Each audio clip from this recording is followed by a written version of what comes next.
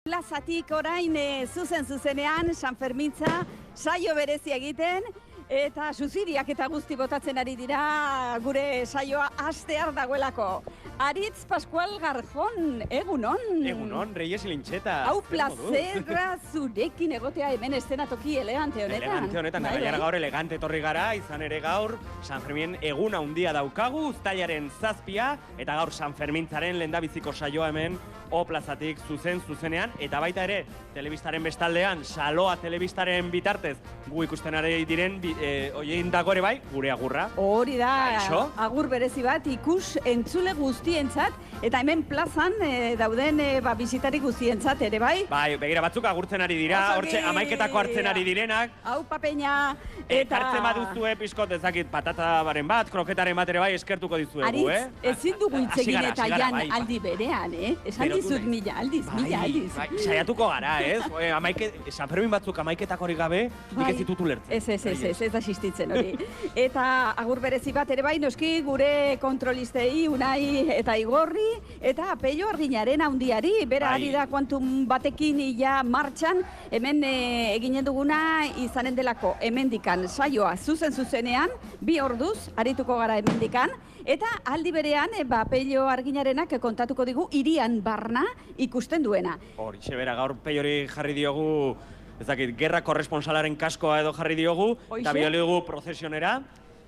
Eta kontatuko digu, hortxe, ze giro, hori da, zer ikusten den. Zer ikusten den. Eta ikusiko dugu, baita ere nola dijoan gaurko prozesioa, goizean goiz atera da prozesioa, 9:30 aldera atera dira kilik eta erraldoiak, eta, bueno, hortxe oraintxe ibiliko diran ikuste ez dakit mezan edo oraindikan ere kale nagusitik dantzan. Bai, gero izanen dugu zuzeneko informazio zehatza jakiteko non eta zertan ari diren. Eta kontu gehiago izanen dugu, ze gaur noski prozesioa izanen da, eta izanen da ere bai ganadu feria, eta beste hainbat kontu. Egitarauak hemen bat ditugu. Egitarauak eskutan. Hori da. Programa ofizialean, horixe bera, prozesioa da gaurko ekitaldi nagusia, baita ere ganadu feria, arratsaldean izanen den lehendabiziko zezenketa baita ere, eta baita, nola ez esan, hemen gure parean O plazaren ondoan daukagun takoneran, hortxe,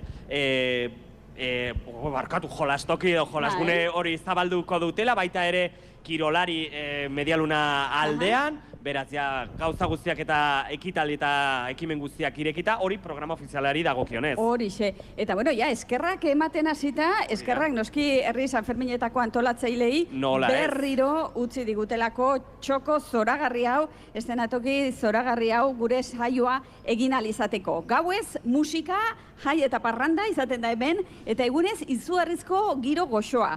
Orain ikusiko bazenute, zeinen goxo eta gustora dauen jendea hor amaiketako hartzen, eta hemen itzalpe goxoan gaina, iaz bezala jarri dute olako aterpetxo bat. Aterpe hori, toldo hori oso garrantzitsua da, batez ere, zakit gaurko aurreikuspenek zer izaten dioten, baina atzoko egun egiten baldin badu, eta atzoko arratsalde egiten baldin badu, itzalpean hemen goxo-goxo gonen da bat baino gehiago. Ikusten ditugu ja mailak ere bai prestatuta, ikusten dugu jendea mailetan eserita, esan dugun moduan batzuk ja maiketako hartzen, ni leheno gerturatu naiz barrara, ikustera. Piskotura eskatzera eta horrela, eta ikusten ari nintzen fritoak prestatzen ari zirela, patatak, bazituzten txorizoak ere bai, eta urten gainera gune ekologikoa zabaldu dute, taloak, pizzak eta bestelako kontuak, beraz, hoxe, gusto baldin baduzue, bakizue, non gauden, O plazan. O plazan, eta, bueno, gu joaten garenean, O plazan ere bai, bestelakoak izanen ditugu, ezta? Horixe, aizu, dena den, atzo, lehenbiziko eguna, bezpera. Ze moduz joan zitzaizun, baduzu, ze momentiko duzu atzoko egunetik? Momentiko itza erabili dugu lehendabizikoz, unetxoa. Bueno, nik uste atzoko unetxoa edo momentikoa guztiondako ez berdina izango zela, ez? Txupinazoaren unea, nire kasuan gainera alabarekin sartu nintzen olan azkeneko momentuan. Plazan? Ba, ia, kale berritik sartu ginen, behintzat balkoia ikusten genuen unera arte, eta hortxe momentiko Bazuk bai polita. meritua, Bueno, hori ikurrina erraldoi bat sartzea, baina zailagoa da, ume txiki bat sartzea udal plazan. Nik uste atzo erratzagoa zela ume txiki batekin sartzea, ikurrina bat sartzea baino, baina esan behar dizuet, eta hau ez dakit sekretuak kontatzea ongi dagoen, baina kale berritik ez da ia inor sartzen. Eta normalean oso giro lasai egoten da, maisonabeteletik aurrera, nahiko giro lasai egoten da, eta esate dizute, nik urtero sartzen naiz, eta ni urtero sartzen naiz nire aita eta bere kuadriakoekin, bakizu hauek veteranoek badakiten nondikan sartu, 40 urtez toki berean ikusten baitute beraiek txupinazoa, eta esate dira, ez sartu, zenta hemendikan balkoia ikusten dugu, Pamplones entzun genuen, 2 baketa gorak egin genituen, nire alaba txikiak ere bai bota zituen bere 2 baketa gorak, eta horrela hasi ginen. Bai, nik uste dut denontzako izan zela, ez, unetxoa txupinazorena. Zuen momentikoak ere bai, entzun genituen gero irratitik, ni gero jarri nuen, txera bueltatzerakoan. Bai, oso gustura izan ginen, eta horre ikusi genuen, ez da, zenbat jende bildu zen plazan,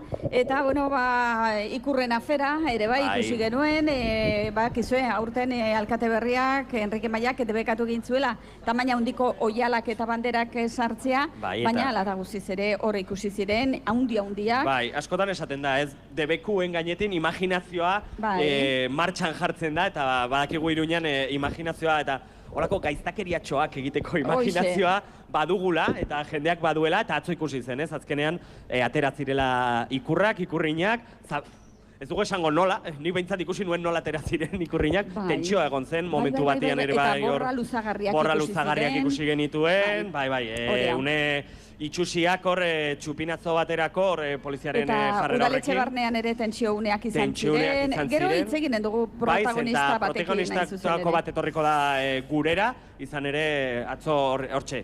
Udaletxe barruan izan zen tentsio une hoietaz solastera. Hoi izango dira gaur izanen dugun protagonistetako bat, esan beharra dago ere bai gaur musikare bai izanen dugula eben zuzenean, izanen ditugula entzierroko korridoreak, denetarik izanen dugula hemen gaur zuzenean plazatik gaudela gogoratuko dugu berriz. Bera, oraintxe pasatzen dira gure horretik txistulariak, udaletxeko txistulariak. Begira ze dotore jantzita. Ze dotore jantzita. Beraz, uste dut, momentu honetan mezan sartuko zirela prozesean parte hartzen dutenak, da txistulariak bederen amaiketako hartzera badoaz. Oso, nik bi udaltzain ere ikusi ditut pasatzen hemendikan, baina pasatzen besterik ez, zorionez. Eta garbiketako langileak ari dira jotak lanean, hau bazuek, bi bazuek izugarrezko lana egiten ari zaretelako. Izan ere atzoko gaua eta mugitua izan da, jende haunitz ibilida kaletan, eta gaur berriz ere kaleak garbi ditugu, hementxe Iruña erdiko aldean. Aizu, Aritz, bi hitzetan, programetan, programa desberdinetan gaurko prestatuak dauden kontu batzuk aipatuko ditugu. Horixe bera,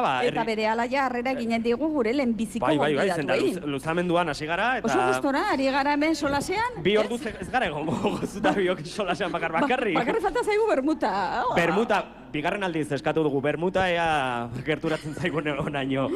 Gaur, herri San Fermietan, zer daukagu, Reyes? Begira, plaza honetan, gu gauden plaza honetan, gero arratsaldean izanen ditugu Iruindarrok elektrotxaranga eta talka, eta Errekoleta plazan, hortxe, Zumbar Masterclass, ez dakigu esporrin joanen ote den, oso zumbazalea omen da, Zumbazalea da, behintzat, kampainan behintzat egiten ditu olakoak. Horregatik. Gero, kalejira antitaurinoa izanen da, horretaz hitz eginen dugu zehazkiago berehala. Eta gero kontzertuak. Radio Revolución jaramonik ez, eta Auntzape taldeak izanen dira.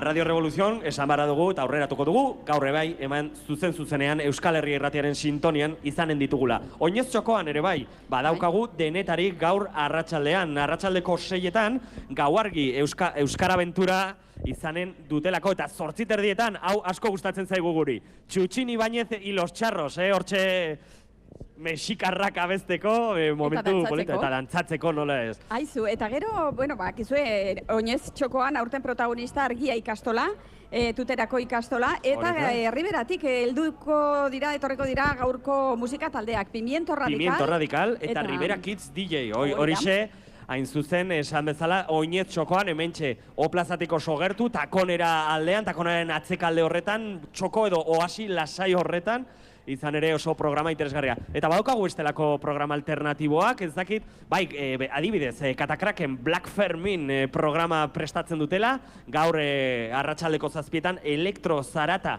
aterako da, eta 10:00 Titanias Indaf izanen dute. Eta gero ja, gaua luzatzen delarik, reggae eta eskadoinoak Iruñerria Jamaika Klas taldearekin edo DJ-ekin. Aritz, uste dut ja isildu behar dugula. Bai, mesedez isilduko gara. Eta gure gonbidatuei harrera egin, bestela pilatuko zaizkiku gero. Bai, horixe da. Hola, entzierroan bezala, hemen jendea trumilka. Entzierroa esan duzu, beraz, eman dioz egun paso, entzierroari. Horixe.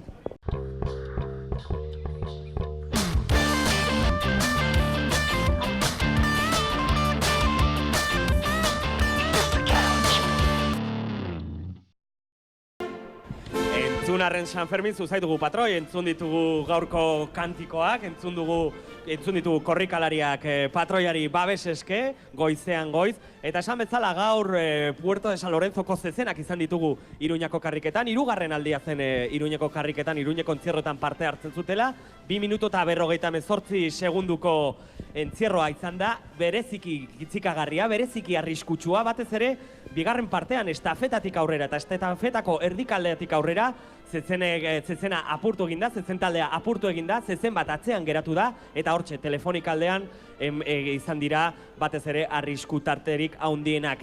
Callejonenik ikusi dut, esan beharra daukat, Callejonen bertan ikusi dut, zezen plazan ikusi dut gaurko entzierroa, eta hortxe bertan, bi adarkatu izan dira, eta gazte batek golpe haundia hartu du buruan, eta esan barra dago, hasiera batean sustoa izan den arren, gero esan digute ospitalera ja behintzat konortearekin iritsi dela. 5 zauritu izan dira gaurko entzierroan, hoietatik 3 adarkadaz gainera, 2 estatubatuar eta Errioxako korridore bat, eta esan bezala beste korridore hori larri zegoena zuzen buruan kolpe haundia jaso ostean. Bai, hortxe hori ikusi da, bat erdi inkonstiente zegoela, baina azkenean bai, hori da, honik atera da, izan da konorterik gabe hainbat eta hainbat minututan, konorterik gabe hartu dute ambulantzian eta ja ospitalera iritsita, behintzat konortea berreskuratu du, oraindik larri dago, izan ere buruan kolpeak hartzen dituzunen behintzat larritasun hori mantentzen dizute lehendabiziko 24 ordutan. Egunen batean azalduko dizuet, hainbat urtetan ibili naizelako ospitaletako kronika egiten, iaia medikuntzako lehendabiziko kursoa ateratzeko badaukat, Bai, primera. Badakit zaurituei buruz asko. Bueno, baina gaurko protagonistak ere bai, eta egunero bezala, hemen izanen ditugu 2 korredore, 2 entzierrotako korredore, gaurkoan gurean ditugu gainera, 2 korredore gazte. Peio Larrion eta Beñat Santa Maria. Egunon, bikote. Apa, egunon. Bueno, galdetu behar dizuet, lehendabizikoa, zuek ze tartekoak zaretez, nun korrik egiten zue? Bajada Javier eta Bero. Estafetaldean. Estafetaldean, bukaldean. Beraz, zuek gaur arrisku tarte horiek ikusi dituzue. Manada apurtu denean... Baten bat, bai, justo, gainera, nire ondoan eramandu bat. Eramandu zezenak, hartu dio kamisetatik eta eraman ditu metro batzuk eraman ditu. Bai, entzuzen, gainera, tarte horretan, Bajada Javier pixko eta aurrera Pozimina artean, hortxe adarkatu bat izan da. Nik uste agian izan da zu kontatzen duzun mutiko hori. Hori izan, ez dut ikusi. Horrek ez zuen adarkara, baina kolpe handia. Konta iguzuen, nolako izan da gaurko lasterketa? Nola bizi izan duzue? Jende asko? Bai, gaur argi ikusi da, asteburua izan dela. Osa, etorkin asko, egon direla entzierroan barnean, eta adibidez festan ere ikusten zen jende asko, eta adibidez igotzean, estafetara igotzean kantu egin eta gero, ikusi dugu bereziki aldetara jende asko. Hori da zuentzako askotan arriskutsuena dena ez, albotan geratzen den jendea ikusle moduan. Ez dakiela non dagoen. Azkenean ez dakite non dauden eta egiten duten bakarra da estropoz. Arrisku gehiago eragin, ez da. Gaur zaila izan da adarren aurrean sartzea, abiadura handia izan alda? Abiadura ez zen oso handia, baina hori da, jende gehiagit eta ez zekiten non zauden. Orduan pixka zaila izan da bai. Urrengo egunetarako prest asmo gehiago, ez? Asteburutako karrerak behintzat zailagoak izaten dira, ez da? Gainera, 7 lehenengo eguna, jendeak gogo askorekin hartzen du, eta hori, urrengo egunak espero dugu jende gutxiago egotea, eta hori. Galdera bat egin behar dizuet, zuek estafetan korritzen duzutela esan duzute.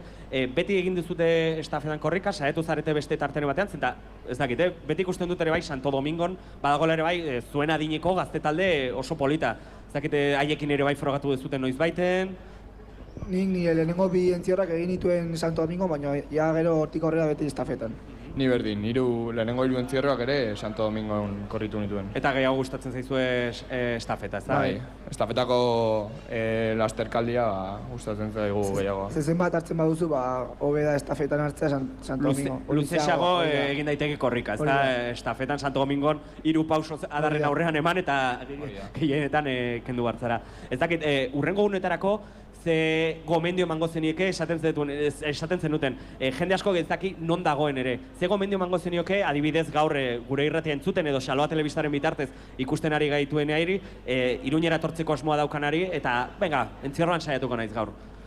Bale, lehenengo gauza, joatea lo eginda, osea, ez etortzea festa eginda gero, eta bigarrena, pixka bat informatzea, nola egiten den korrika edo nezbait ikusi izana.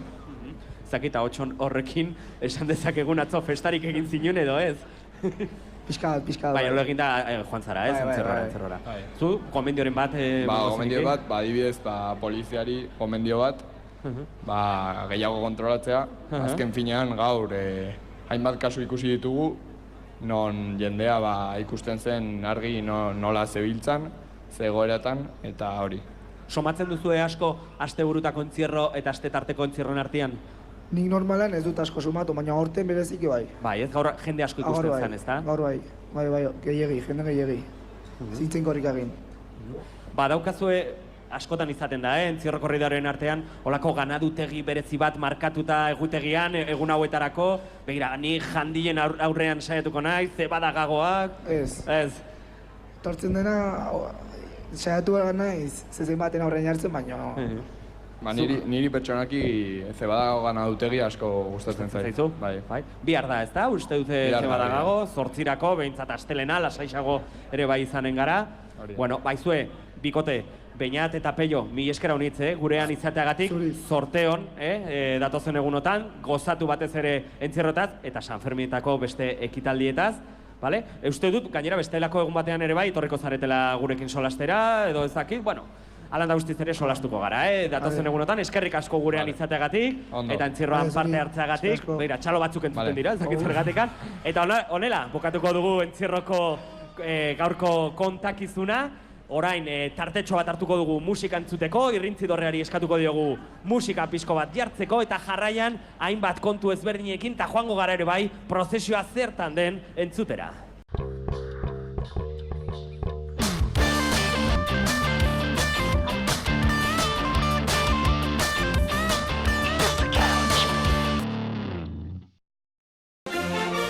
Plazatik zuzenean egiten ari gara Sanfermintza saioa, eta hemen festako osagarri guztiak saiatzen ari gara harrapatzen handikan eta hemendikan. Eta Sanferminetako osagarri bat, tamalez edo ez, zezenak dira. Baina horren inguruko eztabaida gero eta zabalagoa da, gure jendartean, peinen artean ere bai, zezenak beharrezkoak dira, edo ez, zer dago horren atzean. Horretaz mintzatuko gara datozen minututan gure gonbidatuarekin, bera mugimendu antitaurinoko ordezkaria da, Iban Agerri, arratsaldean esan behar izun, egunon? Eguerdion, bai. Esanen dugu, horixe. Gaur kalejira antitaurinoa izanen da, hemen Iruñean, San Fermin egunean.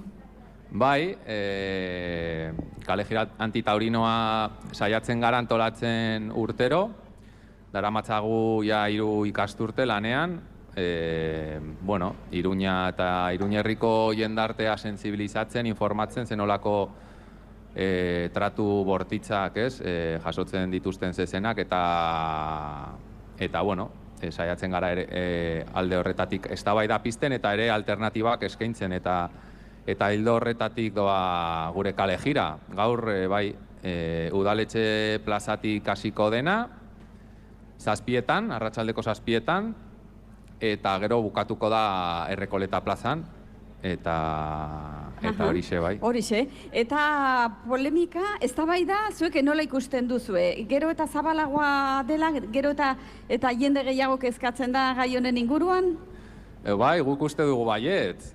Nahiko, baikor gaude, guk egiten dugu gure lana, saiatzen gara arestian esan bezala jendartea sentsibilizatzen eta informatzen, eta guk uste dugu esparru guztietatik datozen informazioek hori esaten dutela. Eztabaida daudela leku guztietan, eta hori, poliki-poliki, ea lortzen dugun bestelako San Fermin batzuk. Jarrera batzuen aldaketa. Somatu duzuela da, peinen artean, esate baterako, zer dio jendeak? Peinen artean, agian oroitu beharko genuke Lizarrako peina batek egin duena, ez? Ez da gauza berbera, beste realitate badaukate, baina guretzat nahiko importantea da. Beraiek era natural batean erabaki dute zezenketetara ez joatea, eta gainera kaleak girotzen dituzte bere musikarekin.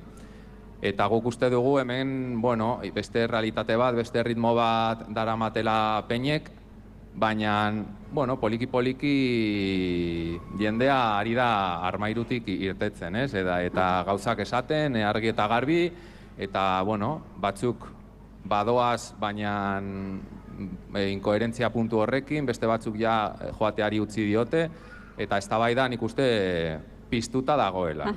Armairutik ateratzen, kasu honetan, igual esan beharko genuke ikuilutik ateratzen ari garela batzuk, edo? Bai, hori da. Aizu, eta posible alda San Ferminak zezenketarik gabe. Zezenketarik ez, entzierroak bai, entzierroai ere ez, zuek ze planteatzen duzue? Borroka nahiko zorrotza, nahiko zaila da. Baina guk uste dugu baiet, horretarako inbertitzen dugu gure denbora, gure dirua ere, eta nahiko genuke bestelako San Fermin batzuk ikustea. Askoz ere etikoagoak eta odolez zipristindutako San Fermin batzuk gabe, odoli gabeko San Fermin batzuk. Eta entzierroa sartzen da horretan ere bai, edo entzierroa tolerableagoa da? Bai, guk estrategikoki entzierroarekin ez daukagu, ez dugu iritzi zehatzik, bakarrik sartzen gara zezenketekin iruditzen zaigulako muturreko tratu txarra dela. Ez guk esaten dugulako, baizik eta albaitarien informeek esaten dute, eta ere bai gure senak esaten du, sufritzen dutela eta gainera zertarako eta guk ondo pasatzeko, ez? Eta guk uste dugu ondo pasatzeko ez dugula behar horrelako bortizkeriarik. Eta entzierroaren aldetik uste dugu ere, tratu txarrak arinak badirela, baina beste eztabaida bat eta beste, leku bat izan beharko luke horrek, ez? Edozein modutan ere, aldaketa poliki-poliki egin beharko da, ez da? Ezin da bapatean aldatu dena eta esan, zezenik ez Iruñeko festetan. Lehenbiziko helburua litzateke hori zezenketen aurka aritzea eta lortzea jendearen erantzuna horren alde? Hori da. Igual badirudi teilatutik hasi nahi dugula, ez? Zeren hasierakoa, garraiatzea ez izango litzateke zezena, gero, entzierroa egitea eta gero entzierroa bukatuta, zezenketak. Baina guk hori, lehen esan bezala, iruditzen zaigu kriston sufrimendua pairatzen dituztela zezenek, eta ez dela zilegia gaur egungo jendartean, 21. mendean, horrelako jai batek irautea. Mundu osoan bakarrik 8 herrialdetan egiten da olako bortizkeria, ez nukenik jaia izendatuko. Eta, tamalez, gure estatuan, gure hirian, gure maite dugun hiri honetan egiten dira olakoak. Alderdi politiko batzuen aldetikan gainera sustatu egin nahi dute, ez da? Festa nazionala, ze iruditzen zaizu hori? Bueno, ahi ba, igual hemen ateratzen ari zait kaspa hemen pizka bat, euskeraz ez dakit nola... Bai, eta naftalina usaina nagusitu. Bai, pues, ez dakit zer esan. Gu gehien bat bagoaz konbentzitzera edo jendea sensibilizatzera. Olako jendea sensibilizatzea nik uste zaila dela. Baina nik uste helduko dela momentu bat non beraiek ere konturatuko diren, ez? Badaudela alternatibak eta ondo pasatu aldugula olako basakeria ikusi gabe. Zezenketari gabe, zer egin dezakegu atxalde batean Sanferminetan? Gauza pilo bat. Niretzat besterik ez, kalera ateratzen baldin bazara, ja badaude milaka alternatiba, musika, erraldoiak, herri kirolak, hemen jai herrikokoek antolatzen dituzten milaka gauza ere, alternatibak badaude guk, bueno, eskaintzen dugun alternatiba da gaurkoa, uztailak 7koa, arratsaldeko 7etan hasiko dena, baina gero bestelako gauzak ere egunero izan badaude, bai, beste kalejiraren bat, ere badago, bueno, denetarik, eske iruditzen zaigu, bai, tamalgarria, gure jai polita hauek oinarritzea, bueno, zezenetan eta zezenketek izatea leku garrantzitsu hori. Egun hauetan, Sanferminetan hain zuzen ere, plazaratzen dituzue zuen ideiak eta kalejira hau egiten da, baina urte osoan zehar, ari zarete zuek lanean, harremanetan hain zuzen ere, festetako hainbat eta hainbat protagonistekin, esate baterako peinetako jendearekin, eta beste kolektibo batzuekin. Hori akaso izan daiteke diferentzia, Iruña Antitaurino eta akaso beste zezenen kontrako taldeen artean, beste talde batzuk aritzen dira ere, zezenketen aurka, baina kanpotik etorriak direla dirudi, esate baterako peta mugimendua, eta zuek hemen errotuak, hemengoak zarete, hemen errotuak, eta hemen lanean, ez da urte osoan?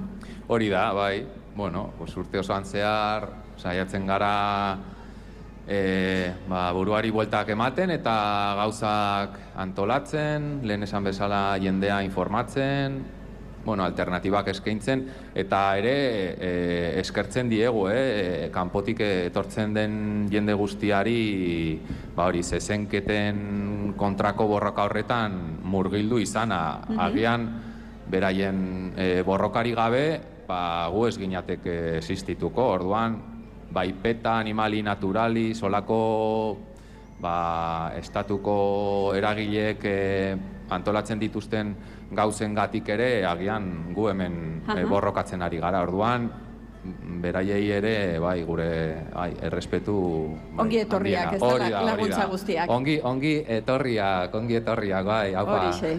Gogoratuko dugu, gaur bertan, uztailaren 7an, Sanfermin egunean, arratsaldeko 7etan, kalejira Antitaurinoa, udaletxe plazatik abiatuko dena, eta hemen Iruñako karriketan barna, modu alaian eta aldarrikatzailean ibiliko dena. Iban Agerri benetan eskerrik asko, gurean izateagatik, eta Sanfermin onak, pasa.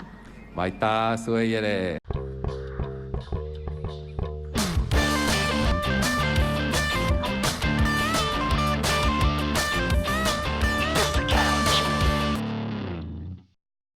Hemen Sanfermin egunean, uztailaren 7an, eta hemen hirian poza, eta zoriona, eta musika, eta dantza, esate baterako. Oraintxe bertan, Jarana, Peñako txistulariak ari dira hemendikan pasatzen, eta ederki ongi ari dira hor jotzen, agur bat bidaliko diegu Jaranakoei, eta hortxe gustora ja badoaz, egon dira hemen jotzen ezakizen bat pieza, eta badoaz. Gero eta jende gehiago hemen amaiketako egiten lasai, itzalpe goxo honetan, gaina ize pixka dabil, beraz ezin kexatu. Orain arte, festa nola doan, jakin nahi dugu, baino beste alor batean. Bakizuen oski, Iruñeko Sanferminak ikur bihurtzen ari direla, nola baita esateagatik, eraso sexisten aurka. Hor tamalez izan genuen kasu mediatiko bat manadaren bortxaketa ikaragarri ura duela 3 urte. Eta horrek edo hobe esan da jendarteak horri eman zion erantzunak markatu zuen mugarri bat eraso sexisten eta sexualen aurrean. Honetaz, mintzatuko gara, datozen minutuetan, Iruñeko udalaren berdintasun ataleko koordinatzailearekin. Zaloa Basabe, egunon. Kaixo, egunon. Eskerrik asko etortzeagatik. Azteko, denbora ordu gutxi daramaguia festetan, ze moduz doa? Erasorik izan da, salaketarik izan da? Gaur jaso dugu lehendabiziko salaketa, baina esan beharra dago ere izan dela salaketa bat ukitzen gatik. Gero ere nabarmentzekoa da nire ustez zenbat lagun pasa dira informazio puntutik. Izan ere atzo, uztailaren 6 izan da, 1700 lagun pasatu ziren, eta uztailaren 5ean 850 inguru. Beraz, nik uste dut ikusten dela, urtez nolabait esaten dugunean, eraso sexistari gabeko Iruña azke, lelo hori ari dela ez bakarrik indar hartzen, baizik eta herritarrek hartu dutela beraien lelo propio bezala, eta nik uste dut hori berri ona izateaz gain eskertzeko are badela. Horixe, zoritxarrez sexu erasoak oso ohikoak izaten dira, oroar eta bereziki bestagunetan, besta momentuetan, gaueko giroan. Dena den azken urte hauetan izugarrizko lana egiten ari da, bai herri ekimenetatik eta orain erakundeetatik ere bai biak elkarrekin eskutik helduta, ez da, aurrera pauso oso garrantzitsuak ematen ari gara. Bai, baina guretzat ezinbestekoa da elkarlan hori ematea, ez dezagun ahaztu, mugimendu feministari esker ikasi dugula guztiok eraso sexista ezberdinak antzematen, beraiek izan dira azkenengo hamarkada hauetan, pixka bat gonbidatu gaituztenak kalera ateratzera, salatzera, eta behin eta berriz egitura bati, seinalatu diotena, eman diguten nolabaiteko testuinguru politikoa, eraso sexisten inguruan eta emakumeok egunero eta bizitzaren alor guztietan pairatzen dugun indarkeriaren inguruan. Azpimarratzen dut eta nire ustez ezinbestekoa da, eta hor nekez emanen da atzera pausu bat ze garrantzitsua den instituzioa eta kasu honetan mugimendu feministarekin elkarlana, ez? Nik uste dut, zuplen aipatu duzun bezala mugarria izan zen erantzun horrek eraman gintuela berpentsatzera zeintzuk ziren udaletik ere manejatzen genituen estrategiak, eta gaur dagun non Iruña da eraso sexistei aurre egiten diena. Ja ez da soilik instituzioa, ez da soilik mugimendu feminista, baizik eta hiri oso batek jarrera hartu du, eta nik uste du posizionamendu erabateko horri buelta ematea oso zaila izanen dela. Hemengo jendeak badaki eta bisitariak berehala hirira iritsi eta ikusten ditu esku gorri handi horiek. Badaki sexu erasoen kontrako toki batean dagoela, ez da? Halako erasoak ez diela hemen onartzen. Hori argi eta garbi uztea oso garrantzitsua da. Guretzat bai, zeren aipatu dizudan posizionamenduan ikuste dut izan behar duela San Ferminetako ezaugarrietako bat. Ez soilik San Ferminetan, baina bereziki San Ferminetan. Eta gero ere esan beharra dago jakina erasoak ez direla soilik ematen Iruñan, ez direla soilik ematen jaietan, baina Iruñan ere ematen direla eta San Ferminetan ere ematen direla. Eta konpromiso politiko baten parte importantea da ez begiratzea bestalde batera eta egunero informazio hori zabaltzea, ez? Guk uste dugu, sensibilizaziorako beste bide bat dela, hau da, goaz benetan argazki bat egitera, zer garena ikustera, eta egoera hori gainditzera, ez? Baina beti ere informazioa egonda, ezagutu dutugu beste garai batzuk, non bazirudien, irudi bat faltsua zen, irudi bat mantentzeran aldetik informazio hori ez zela ematen, ez? Hau da, ez zela politizatzen emakumeen inguruan sortatzen ziren indarkeriaren kasuak, eta orain gaur egun ez gaude egoera horretan zorionez. Esaten zuten irudi txarra ematen zuela, ez? Eta uxatzen zuela jendea, baina aldiz interneten eta mugitzen ziren beste argazki horiek, irudi horiek, horre neskak, bularrak erakusten, eta hoiek ez omen ziren arazo. Hoiek baimentzen ziren inolako arazori gabe, ez? Hoiek ez zuten iruditxarrek ematen. Bai, izugarria izan zen, garai guzti horietan, hain zuzen ere ematen zen irudia, ez?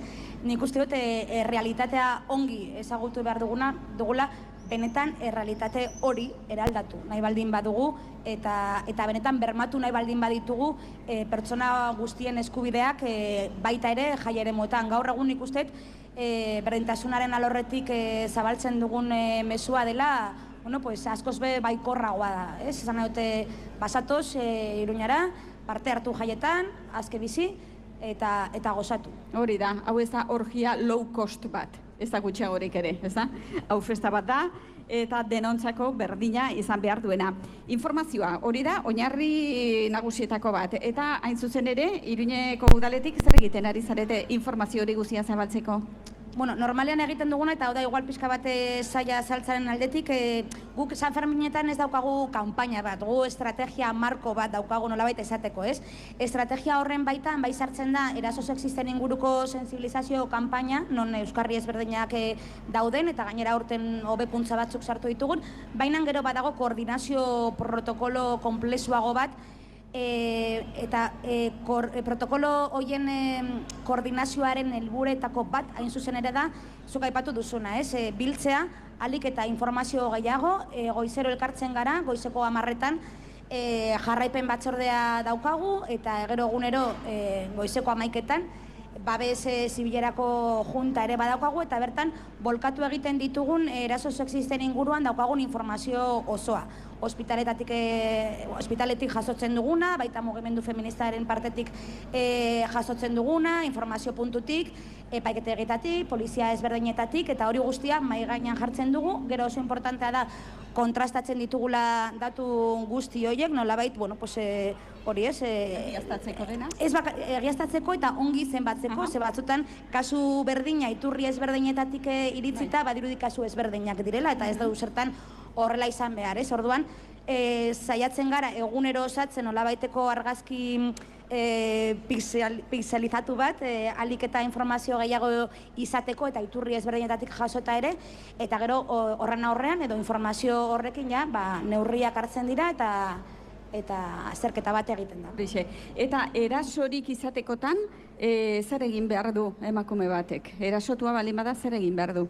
Badira baliabide ezberdinak ditu eta guretzat oso garrantzitsua da beti ere emakume horrek daukan agentzia gaitasuna errespetatzea. Hau da, 112 telefonora deituta edota informazio puntura hurbiltzen baldin bada, baina hori izan daiteke zailago baldin eta urru baldin badago, 112 zenbakira deituta, momentu horretan agertuko dira gizarte langileak, guardian egoten direnak, eta eskainiko dizkiote gaur egon ditugun baliabide guztiak, baita laguntza juridikoa, ospitalera laguntzera behar baldin badu, edo taxi bat, edo etxe bat, edo laguntza psikologikoa bera nahi duena. Eta oso importantea da, argi izatea beti errespetatuko dela emakume horren hitza eta erabakia. Sekulan ez direla martxan jarriko berak nahi ez dituen baliabideak.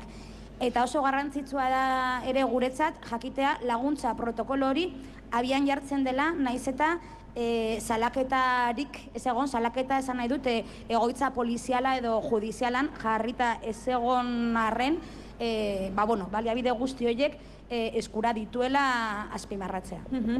Bide hori erraztea da kontua, ez traba gehiago, are gehiago jartzea. Beraz, 112 hori telefonoa, dena zentralizatzeko eta laguntza bide guztiak ja aktibatzeko. Horixe.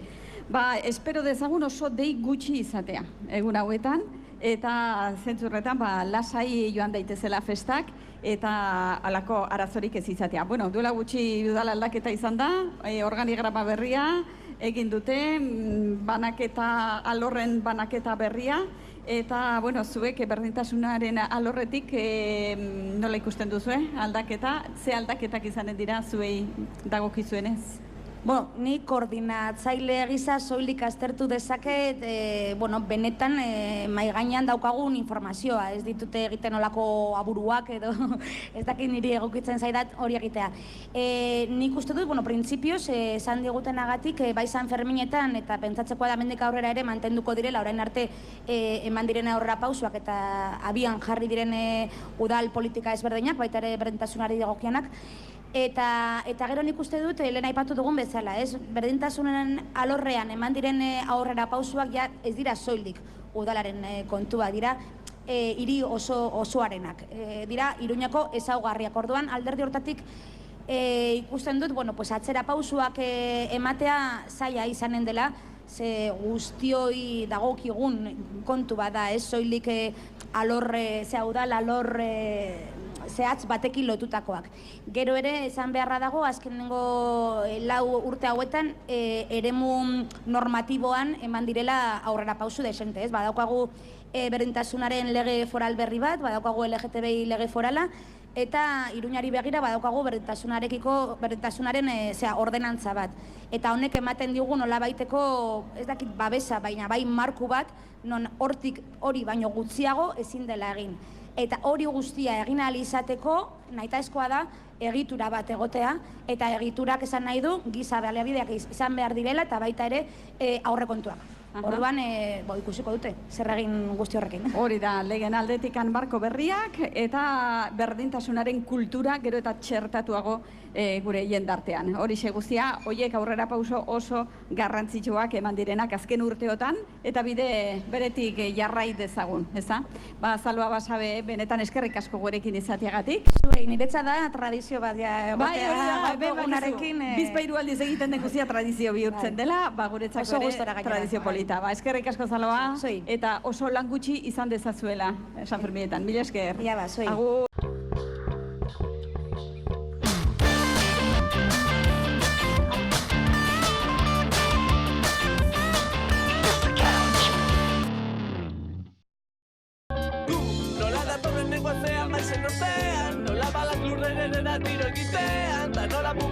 Eta hementxe jarraitzen dugu, O-plazatik zuzenean herri San Ferminetako gunean, San Fermintza saioan Euskal Herri Irratia eta Saloa Telebistak elkarren artean egiten dugun saio honetan. Eta orain, bai, momentua berriz ere, musika zuzenean gozatzeko gurekin ditugu Kasu taldeko kideak. Gogoratu, bihar hementxe izanen direla ere bai, herri San Ferminen gunean, gero agurtuko zaituztegu, izan ere hasi nahi dugu musikarekin, asko hitz egin baitugu azkeneko ordu erdian, musika nahi dugu zuzenean, zuekin zuzenean hemen O-plazatik zuzenean Kasu taldea.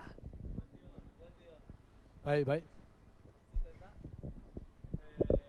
Lehenik eta behin eskaintza egin nahi diegu kantu honena hemen San Ferminetan egon ahal ezin dutenei, eta baita ere beraiei laguntzeagatik irailean epaituko dituzten 57 kideei. Denak etxera.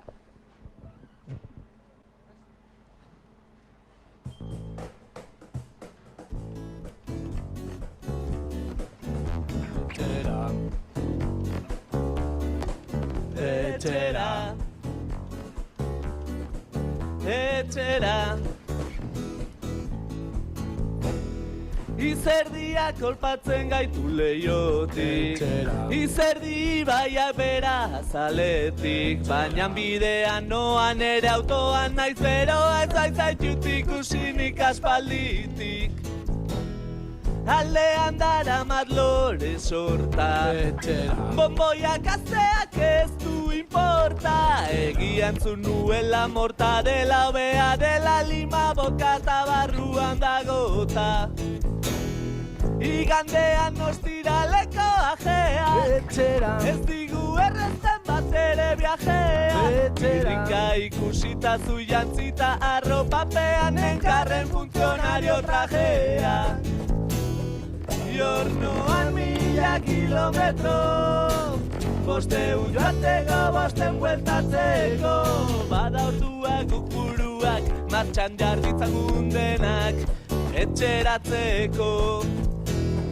Jornoan 1000 kilometro, 500 joateko, 500 bueltatzeko, gaur da eguna ene laguna, taxi bat daukatatean biok etxeratzeko. Zulo bat daukazu, zuk ordea, behar da plano bat eta sorteak. Ezkua doa saioa ea ziega ondoan baute dagoen paria badea. Iesalde handia nola ez izmatu, argi ibili zaitez alambradekin. Badakizu asmoa zuloa eta kanpoan bueltatu behar dugu guk elkarrekin. Edo bestela zaudenean patioan, argi ikusi zaitzala kartzeleroak. Eskailera atera eta gainean zera, lan honak indu gaur helikopteroak. Iornoan 1000 kilometro, 500 joateko, 500 bueltatzeko. Bada orduak buruak, martxan jarditzagun denak, etxeratzeko. Iornoan 1000 kilometro, 500 joateko, 500 bueltatzeko. Gaur da eguna ene laguna, taxi bat daukatatean biok etxeratzeko. Iornoan 1000 kilometro, 500 joateko, 500 bueltatzeko. Gaur da eguna ene laguna, taxi bat daukatatean biok etxeratzeko.